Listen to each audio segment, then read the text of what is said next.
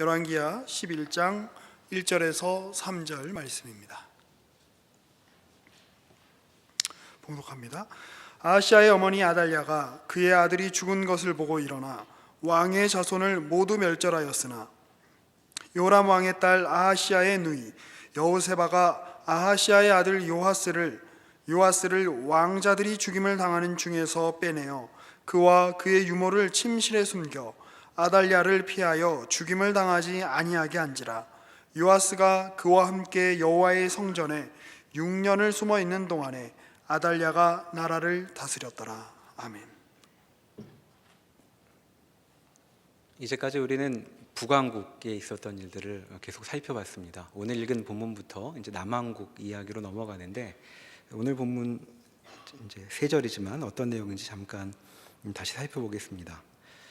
유다 왕 아하시아가 죽습니다. 그 북왕국 왕을 도와서 아람과의 전쟁에 도움을 주러 갔다가 예후한테 죽게 되죠.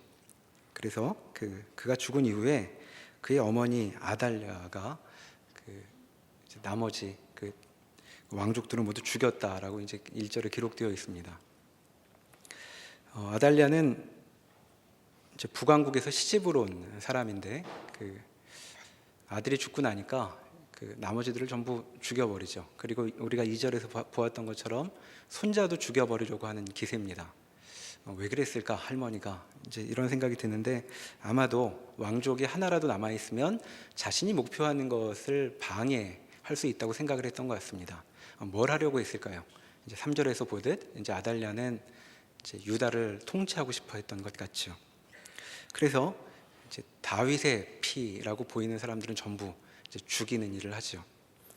이제 그 가운데 여호세바라는 여인이 하나 남은 아마 나중에 등극한 나이를 보면 7살에 등극을 했다고 하니까 이제 만 1살이나 됐을까 말까 한 아이를 이제 숨겨가지고 이제 피신을 시킵니다.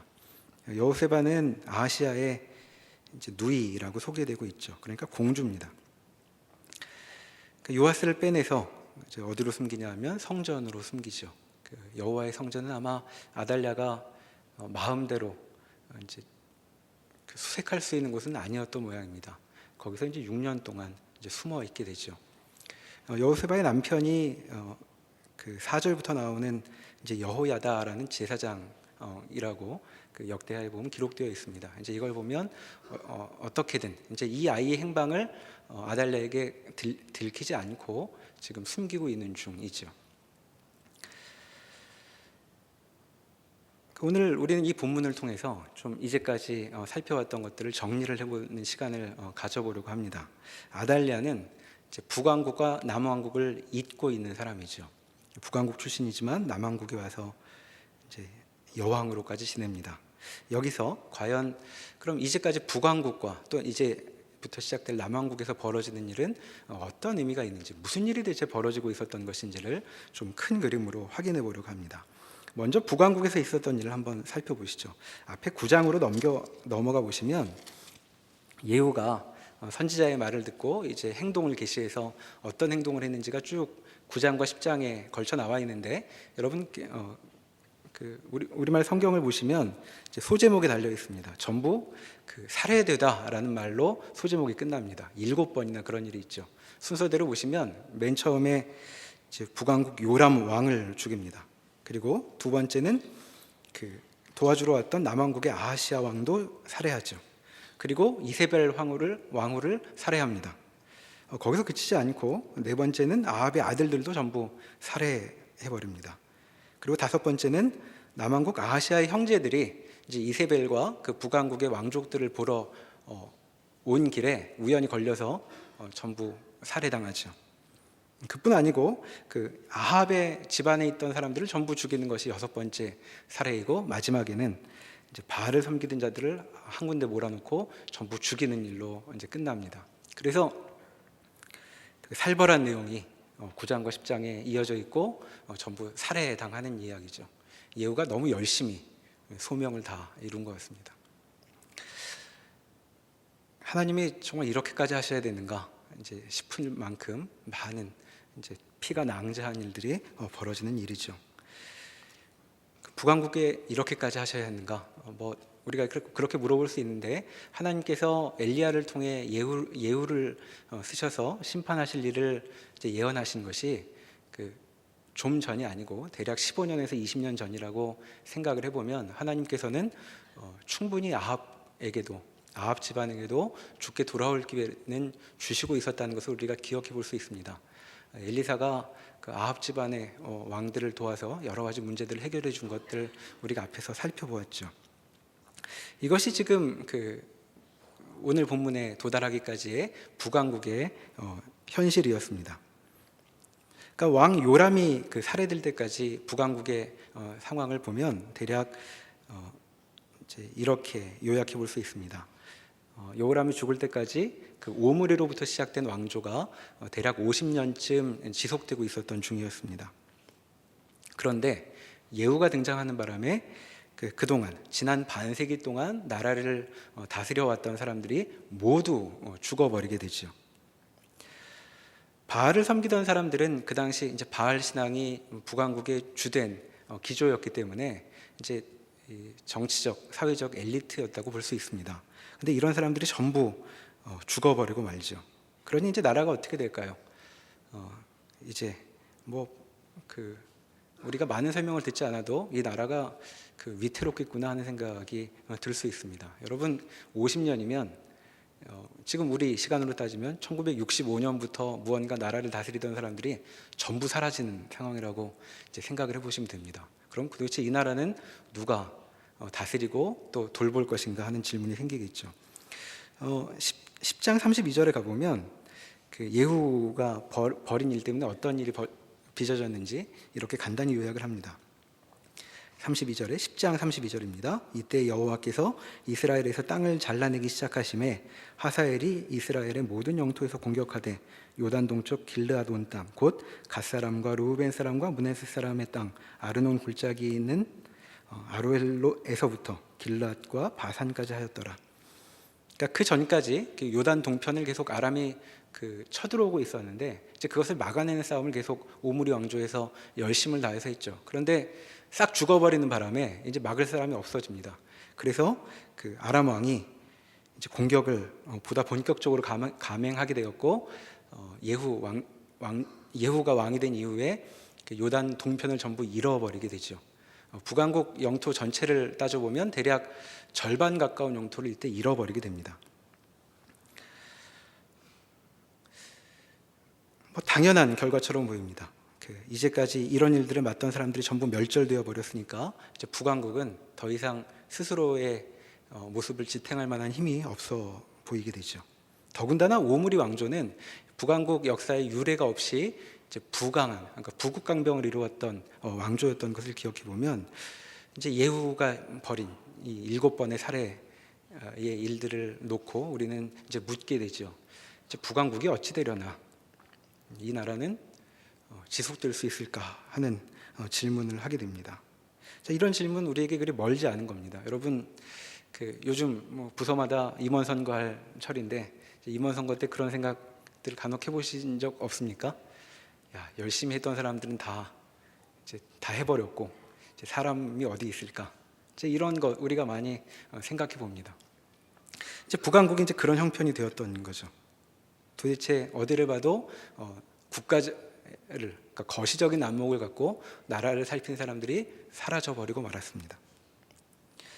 하나님은 과연 북왕국을 어떻게 하시려고 예후를 들어서 이 지경까지 만들어 놓으셨던 것일까요? 이제 바알 신앙으로 하나님으로부터 멀어져 버렸으니 다 죽여버리려고 하시는 것인가? 이제 너희는 끝났다, 없애버리려고 하시는 것인가? 이제 묻게 됩니다. 근데 성경을 보면 그런 뜻이 아니라는 것을 알 수 있게 되죠. 하나님은 지금 북왕국 망하라고 이렇게 하시고 있는 중이 아닙니다. 이제 나는 너희에게 마음이 떠났으니 될 대로 되라, 이렇게 말씀하시는 것도 아니라고 이해할 수 있습니다. 왜냐하면 10장 30절에 보면 하나님께서 예후에게 이렇게 말씀하시죠. 내가 나보기에 정직한 일을 행하되 잘 행하여 내 마음에 있는 대로 아합 집에 다 행하였은즉 내 자손이 이스라엘 왕위를 이어 4대를 지내리라 하시니라. 자, 예후가 잘해서 예후도 4대 동안 이제 왕조를 유지할 수 있을 거라고 말씀하십니다.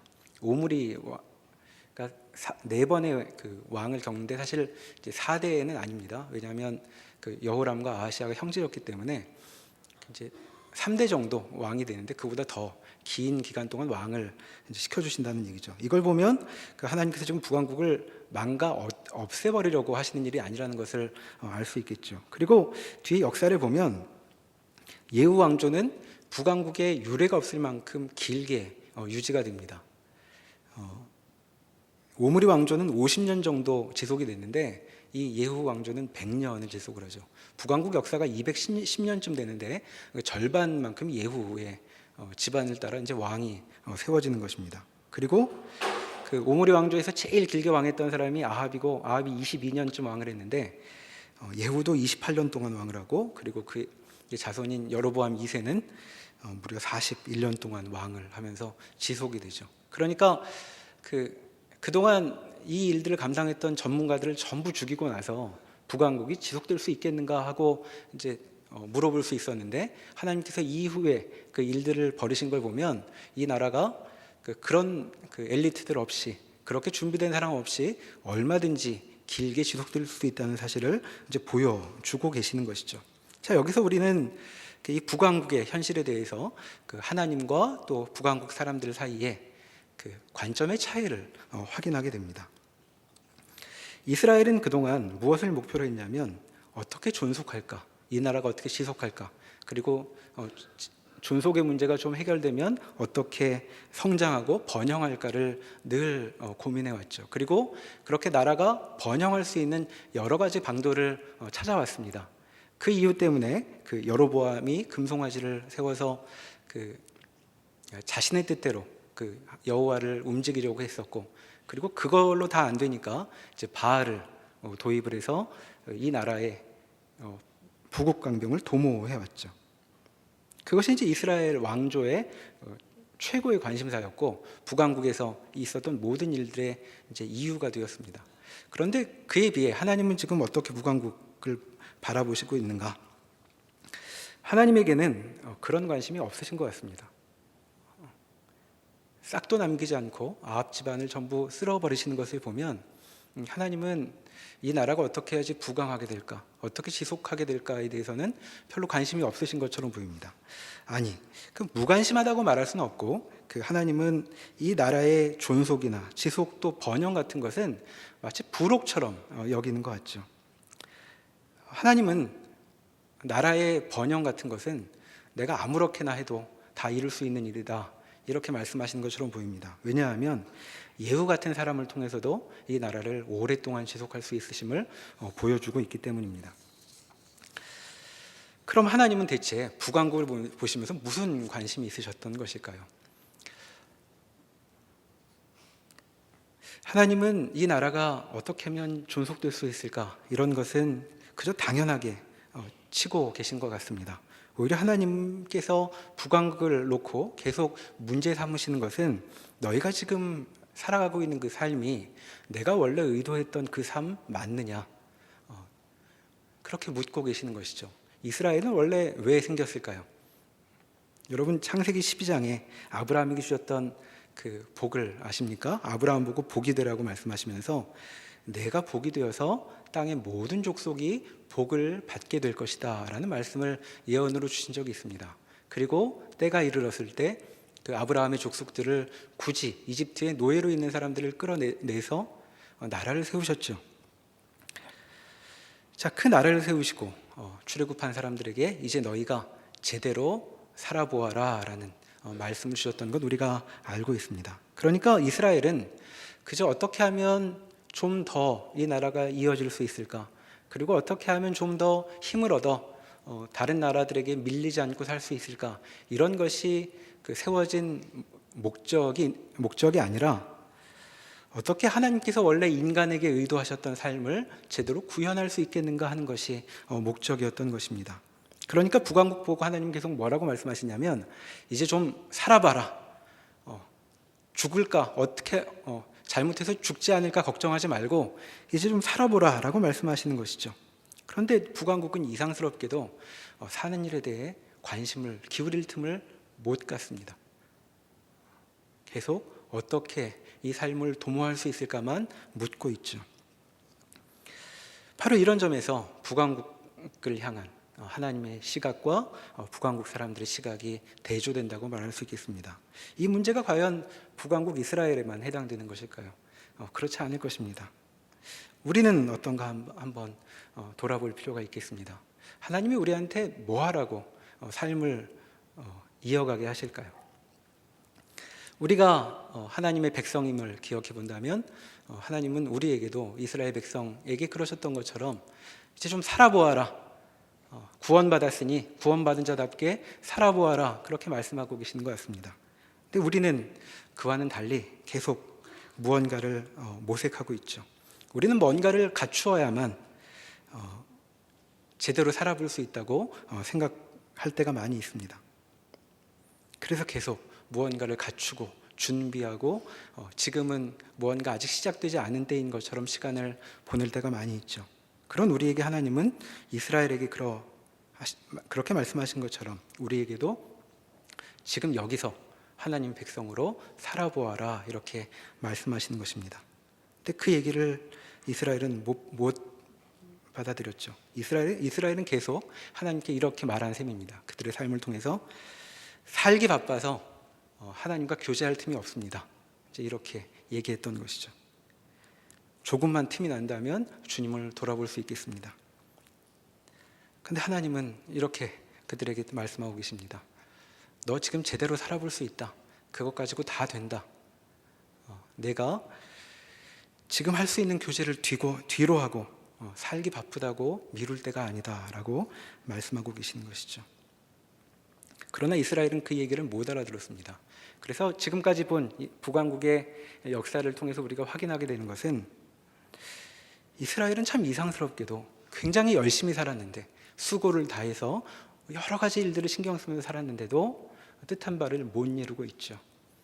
자, 여러 외교 관계들을 정비하고 나라의 성을 다시 세우고 그리고 군사들을 키우고 하면서 이들이 모색했던 것, 좀 잘 살아보려고 했던 것이죠. 그런데 그 모든 수고가 결국 어떤 결과를 빚어냅니까?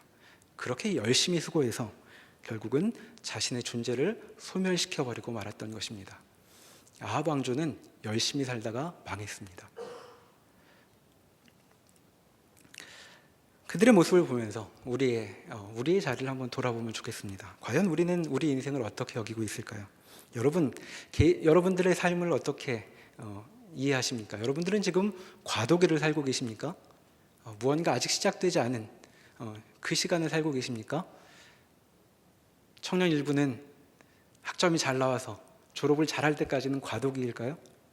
그리고 청년 2부는 취직하기 전까지는 과도기일까요? 청년 3부는 결혼하기 전까지는 내 인생은 아직 시작되지 않은 걸까요? 하나님은 지금이 과도기가 아니라고 말씀하고 계시죠. 지금 내 인생 절찬의 상영 중에 있다. 살아라. 이렇게 말씀하고 계시는 것입니다. 근데 북왕국은 그 얘기를 못 알아들었죠.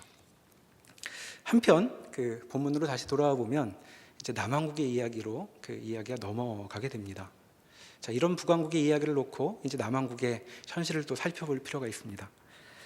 자, 아달랴는 북왕국 출신이었습니다. 그 아달랴 족보를 잠깐 살펴보면 이제 이렇습니다. 그 아하시아가 아들이었죠. 남왕국의 그 아하시아 윗대였던 여호람 또는 요람이라고 불리는 왕이 남편이었습니다. 자, 아버지 어머니는 아합과 이세벨이었죠. 그리고 그 남왕국 여호사밧 왕의 이제 며느리였습니다. 자, 이 그 북왕국 여인이 어쩌다가 남왕국에 오게 된 것일까? 이제 이것을 좀 추적을 해볼 필요가 있습니다. 그걸 이해해야만 지금 남왕국은 어떤 형편에 있는지도 확인할 수 있게 되기 때문이죠. 자, 여러분 역대하 20장으로 한번 가보시면 좋겠습니다. 구약성경 680면입니다.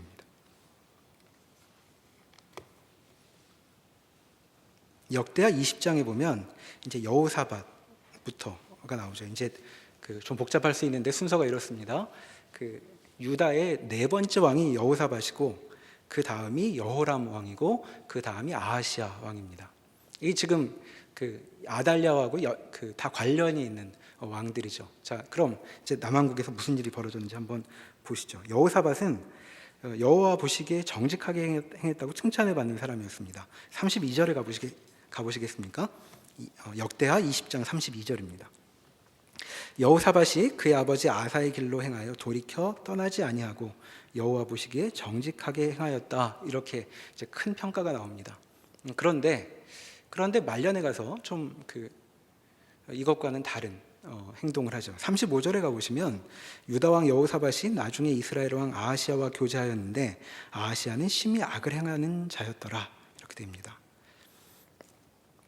그런데 그 여호사밧은 하나님 보시기에 정직히 행했는데 흠이 하나 있다면 북왕국과 친선을 도모한 점이 있습니다. 그 북왕국의 아하시아, 이제 북왕국에도 아하시아와 여호람이 있습니다.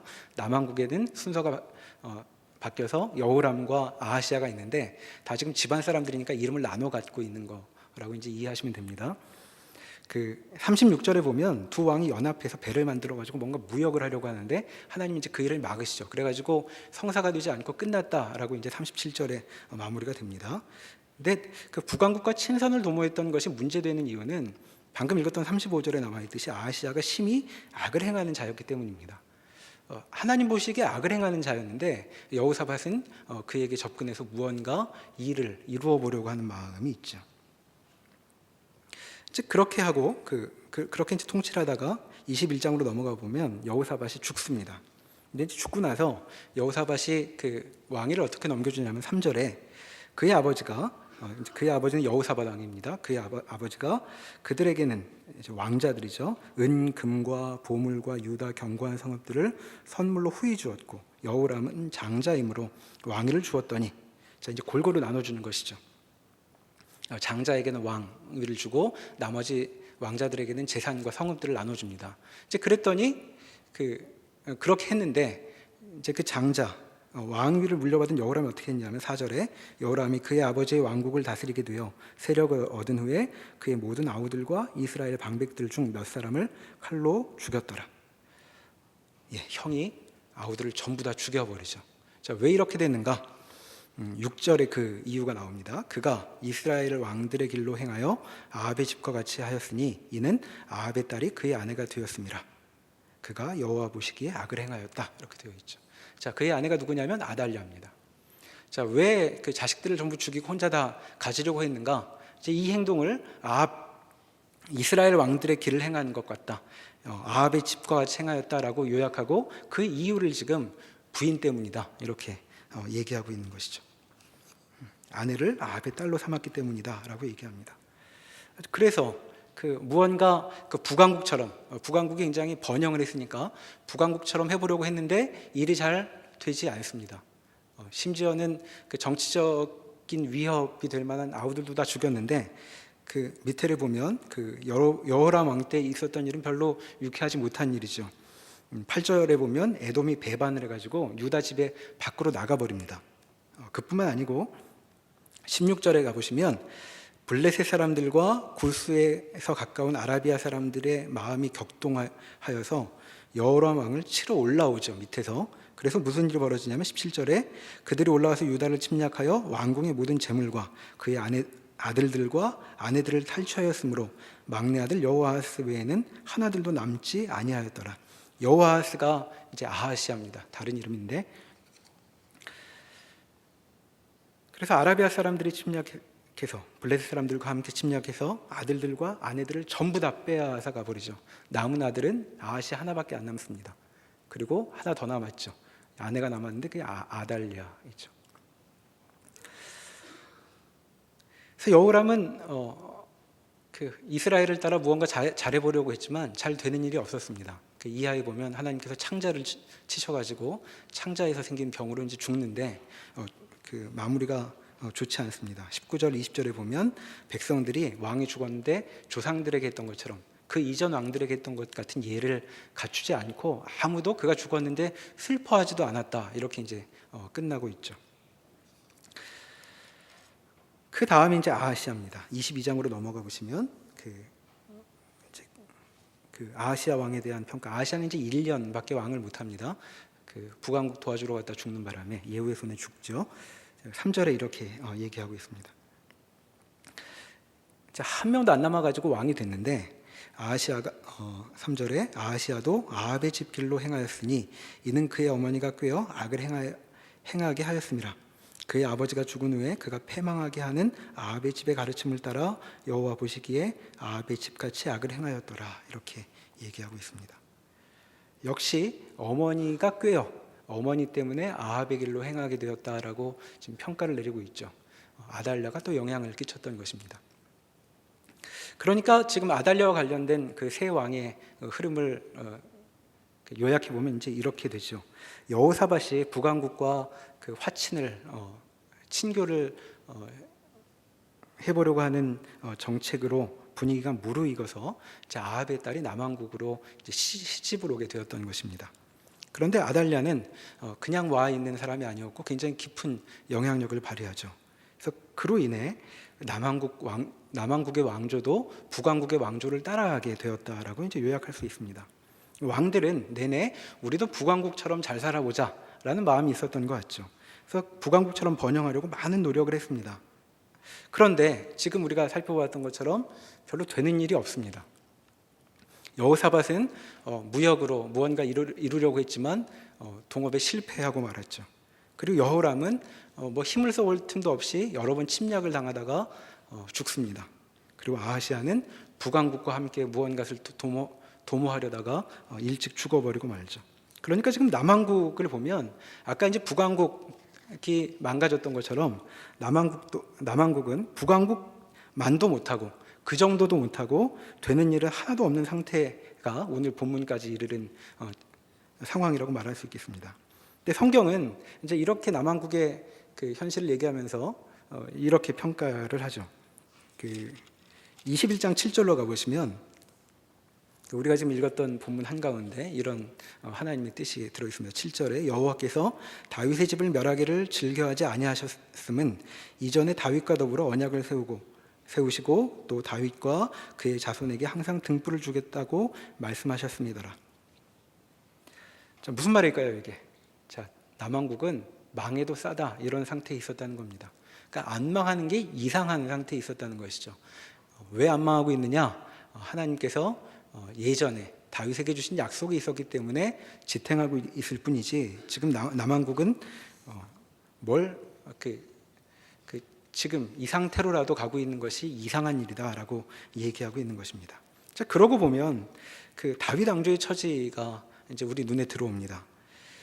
자, 이 세 왕조들을 한번 이제 돌아보면 이렇습니다. 지금 하나님께서 다윗 왕조를 절대로 끊어지지 않게 붙드시겠다고 약속은 하셨는데 여호사밧의 아들들은 전부 죽었습니다. 멸족됐죠. 여호람이 다 죽이는 바람에 여호람의 아들들은 어떻게 됐죠?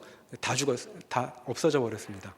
블레셋과 아라비아에서 쳐들어오는 바람에 다 사라져 버렸죠. 자, 아하시아의 아들들은 어떻게 됐을까요? 우리가 본문에서 읽었던 것처럼 아달랴가 전부 죽여서 요아스 빼고는 다 죽어버립니다.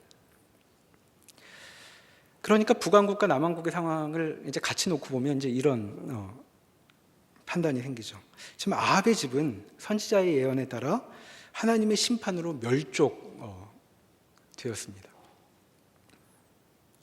그런데 지금 이제 하나님의 약속을 알고 있는 우리 눈으로 보기에는 지금 하나님께서 북왕국 심판하실 때에 북왕국 심판하시느라고 힘쓰실 때가 아니지 않나 하는 질문이 듭니다. 왜냐하면 지금 다윗 집안도 역시 멸족의 위기로 가고 있기 때문이죠.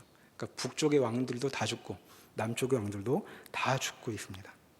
과연 하나님은 그 약속 지키실 수 있을까? 지금 하나님께서 힘이 있으시다면 아합 집안한테 힘쓰실 때가 아니고 그 밑에 다윗 집안도 좀 살피실 때가 아닌가 싶은 상황이 지금 벌어지고 있다는 것이죠. 우리가 본문에서 읽은 것처럼 아달랴가 그 몇 안 남은 왕족들도 전부 죽이고 있는데 아무 일도 안 벌어지고 있습니다. 겨우 여인 하나가 겨우 아기 하나를 피신시켜가지고 한 명 남아있다고 지금 얘기하고 있는 중이죠. 하나님 과연 그 약속은 주셨는데 뭘 하고 계시는 걸까 하고 묻게 됩니다. 더더군다나 그동안 유대의 역사를 보면 그 좋은 사람들은 다 죽고 나쁜 놈들만 남아있는 형국입니다. 지금 누가 남아 있냐면 아달랴는 이 모든 상황 속에서도 건재하고 있죠. 다 잡혀가고 다 죽고 있는데 아달랴는 여기 지금 태후로까지 남아 있습니다. 하나님의 약속은 어떻게 될까요? 다윗에게 주신 약속은 이어질 수 있을까? 자, 성경은 우리에게 뭐라고 얘기할까요? 이어진다 이렇게 얘기합니다. 자, 뭘 보고 알 수 있느냐? 예수가 오신 걸 보고 알 수 있죠. 다윗 왕조는 예수라는 진짜 왕이 오실 때까지 지속될 것이다 라고 예언되었던 것이죠. 자, 이런 지경을 뚫고 예수께서 우리에게 오신 것을 우리가 알고 있습니다. 그러니까 하나님의 약속은 이루어진다는 것은 분명하죠.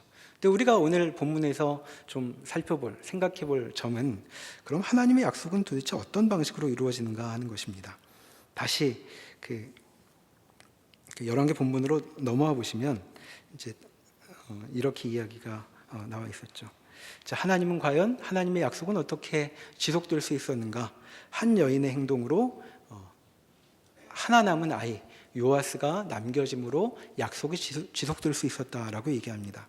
자, 그 여인이 누구였는가? 자, 여호세바라는 공주였습니다. 근데 여러분, 여호세바를 이렇게 소개하고 있지 않습니까? 여호람 왕의 딸이고 아하시야 왕의 누이였다고 얘기하죠. 자, 여호람 왕도 나쁜 왕이었습니다.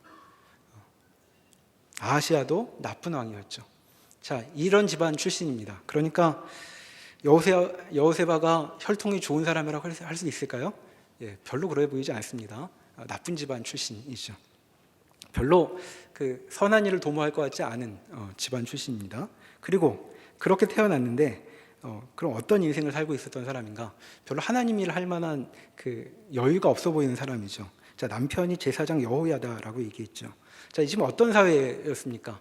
바알 신앙이 주류였던 사회였습니다. 바알 신앙을 갖고 있지 않으면 아무도 목소리를 낼 수 없는 시대에 공주인데 여호와 제사장에게 시집 갔다는 얘기는 뭘 뜻하는 걸까요? 자, 이 공주가 별로 이 왕가의 중심부에 있는 사람이 아니었을 수 있다라는 암시를 우리에게 주고 있는 것이라고 말할 수 있습니다. 그러니까 지금 하나님의 약속을 이어가고 있는 이 여호세바라는 여인은 여러모로 보아도 별로 좋은 상황에 있는 사람이 아니었죠. 그런데 바로 이런 사람을 통해 하나님께서 다윗에게 주신 약속이 이어지게 되었다라고 본문은 우리에게 말하고 있는 것입니다. 상황을 보면 모든 것이 이제 끝난 것 같을 때에 3대에 걸쳐 집안이 멸족하고 있는 상황에서 이제 더 이상 바랄 것이 없는 것 같은 상황에서 하나님께서 일을 계속해 가고 계신다라고 본문은 말하고 있는 것입니다. 자, 누구를 통해? 이제껏 누구도 눈여겨보지 않았던 사람을 통해 하나님의 약속이 이어지고 있다라고 얘기하고 있는 것이죠. 북왕국을 생각할 때 우리가 살펴보았던 것처럼 하나님께서 하나님의 일을 이루시는 데 사용하는 사람은 어떤 자리에 어떤 조건을 갖추어서 무언가를 어떤 영향력을 행사할 수 있는 사람, 그런 사람을 통해서 일하시는 것이 아니다라는 점을 우리에게 보여주고 있는 것입니다. 마찬가지로 우리에게 이 여호세바라는 여인이 메시지를 던져주고 있죠. 우리는 하나님의 백성인 우리는 하나님의 일에 참여할 수 있습니다. 그런데 그 일은 우리가 어떤 다른 자리로 옮겨서야만 가능한 것이 아니죠. 우리는 우리 자리에서 하나님의 일에 관여하게 되는 것입니다. 때로는 심한 핍박이 있을 때에도, 또 고통으로 숨막히는 상황에 처해 있을 때에도 하나님은 우리를 통해 일하실 수 있습니다. 여호세바가 아이를 감추고 보낸 6년, 그리고 그 전에 6년뿐이었겠습니까? 그 전 바알을 믿어야만 인정받던 그 시대를 살면서 여호세바는 과연 내 인생은 무엇인가 물어보았겠죠. 그런데 그의 행동은 하나님의 약속을 이루는 아주 큰 일에 사용되었다는 것을 우리는 확인하게 되는 것입니다. 이런 점에서 우리는 우리의 삶을 다시 돌아보아야만 합니다. 여러분, 한 주간을 돌아보시면서 내 인생에 무엇이 있었다고 생각이 드십니까?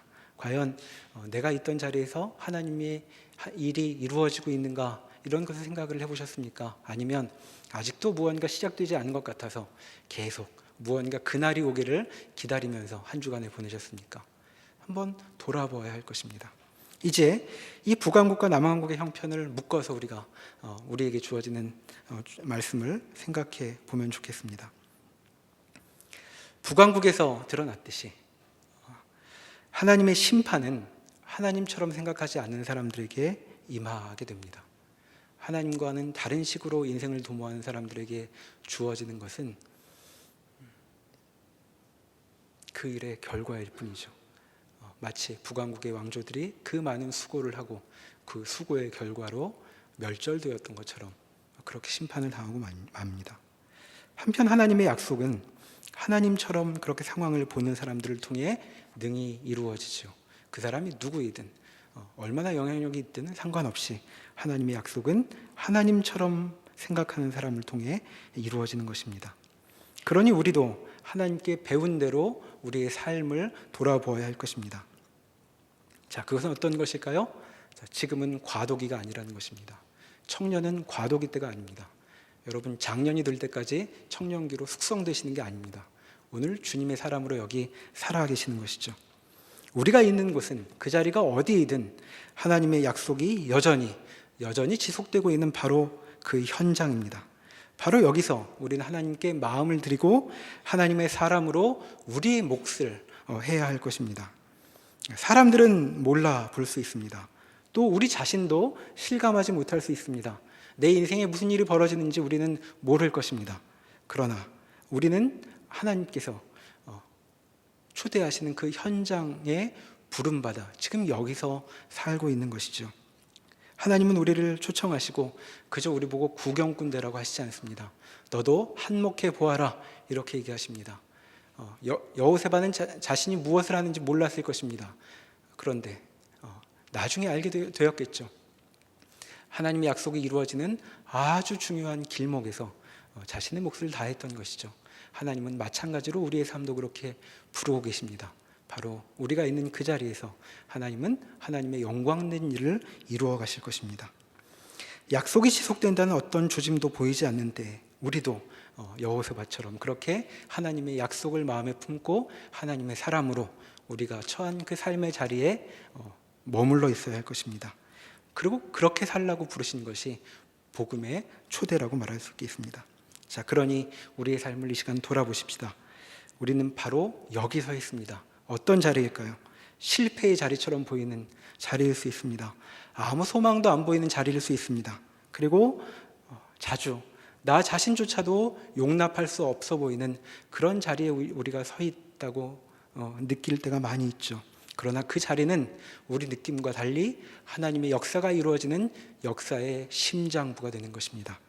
바로 그 자리에서 우리 인생에 달려있는 무게를 제대로 느끼고 하나님 앞에 순종하는 우리 모두가 되면 좋겠습니다. 그리하여 하나님께서는 우리를 통하여 영광 받으실 것입니다. 기도하시겠습니다. 하나님께서 우리를 기뻐 받으시고 하나님의 백성들로 삼아주셨습니다. 우리에게 주어진 삶은 이제 하나님과 함께 걸어가는 삶입니다. 하나님께서 우리와 더불어 일하시기로 하였고 주의 약속을 실현하시기로 마음먹으셨다고 가르쳐주고 계십니다.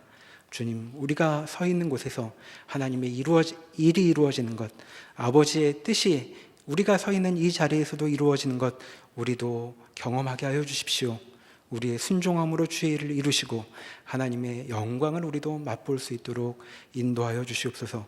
예수님의 이름으로 기도합니다. 아멘.